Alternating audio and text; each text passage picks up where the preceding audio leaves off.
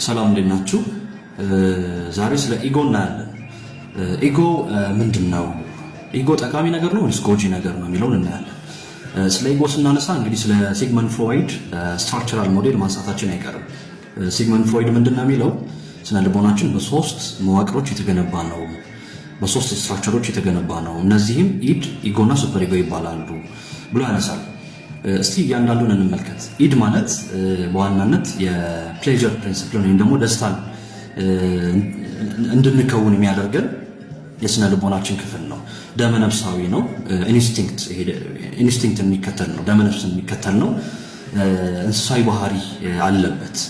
በዋናነት እንግዲህ ከሊምቢክ ሲስተም ጋር አያይዘን ማየት እንችላለን። ኢድ አንድና አንድ ነው። ፍላጎቱ ሁሌም ደስታን እንድናሳድድ፣ ደስታችን እንድንከውን ማድረግ ነው። ሁለት ኢነርጂዎች ናቸው ድራይቭ የሚያደርጉት ብሎ ያስባል። የመጀመሪያው ሴክስ ነው፣ ሁለተኛው ደግሞ አግሬሽን ነው። ኤሮስ ኤንድ ታንቶስ ይባላሉ።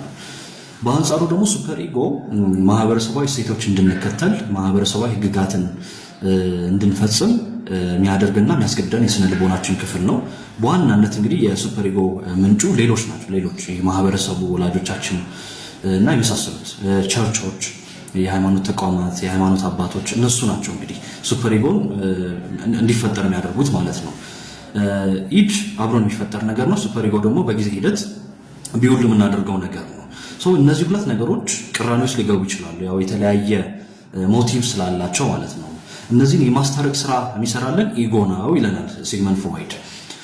ኢጎ አንድም ኢንትራሳይኪክ ኮንፍሊክት ወይንም ደግሞ በኢድ እና በሱፐር ኢጎ መካከል ያለውን ጦርነት ከማለዘብ አንጻር በጣም ወሳኝ ሚና ያለው የስነ ልቦና መዋቅራችን ነው። ከዚህ በተጨማሪ ብዙ ስራዎች አሉበት። ጀጅመንታችን የሚቆጣጠረው ክሪቲካል ቲንኪንጋችን፣ ሪያሊቲ ቴስቲንግ፣ ኢንተርፐርሰናል ሪሌሽንሺፓችንን እነዚህም በሙሉ የሚቆጣጠርልን ኢጎ ነው። ይሄ የሚሆነበት ምክንያት ሪያሊቲ ቴስቲንግ ስላለው ነው። እውነታን መረዳት ስለሚችል ነው። እውነታን መመዘን ስለሚችል ነው። ኢድ እና ሱፐር ኢጎ እውነታን የመመዘን አቅሙ እንደሌላቸው ይነገራል። ከዚህ አንጻር ኢጎ ሙሉ በሙሉ መጥፎ አድርጎ መሳሉ ኢትስ ሮንግ።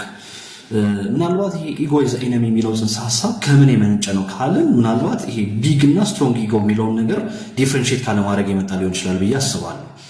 ቢግ ኢጎ ኢትስ ኮምፐንሴሽን። እንግዲህ አንድ ሰው የሆነ ጉድለት ሲኖርበት ያንን ጉድለት ለመሸፈን የሚሄድበት ርቀት አለ አይደለ? ስለዚህ ኢጓችን ጠንካራ ሳይሆን ሲቀር፣ ጤናማ ሳይሆን ሲቀር እሱን ኮምፐንሴት ለማድረግ የምንሄድበት ነገር እንደ ቢግ ኢጎ ካውንት ይደረጋል ማለት ነው። እሱ መጥፎ ነው። በአንጻሩ ጤናማዊ የሆነ የኢጎ ስርዓት ያላቸው ሰዎች ወይም ደግሞ ስትሮንግ ኢጎ ፋንክሽን ያላቸው ሰዎች ዲያር ምንድነው የራሳቸውን ፍላጎት ከማህበረሰቡ አንጻር መዝነው የሚያስኬዱ ስለሆኑ ብዙ ጊዜ ጤናማና ብዙም ይሄ አሮጋንት ያልሆኑ ግራንዴስ ያልሆኑ ራሳቸውን ማይከቡ አይነት ሰዎች ናቸው። ስለዚህ ስትሮንግ ኢጎ ፋንክሽን መኖሩ ኢትስ ሄልዚ ጤናማ ነው። በአንጻሩ ግን ይሄ ቢግ ኢጎ ያላቸው ኢትስ የኢጎ ድክመት የሚያመጣው ችግር ነው ማለት ነው። ከዚህ አንጻር ብንረዳው መልካም ነው። እናንተ ስለ ኢጎ ምን ታስባላችሁ? ኮሜንት ሴክሽን ላይ አስቀምጡልኝ። አመሰግናለሁ።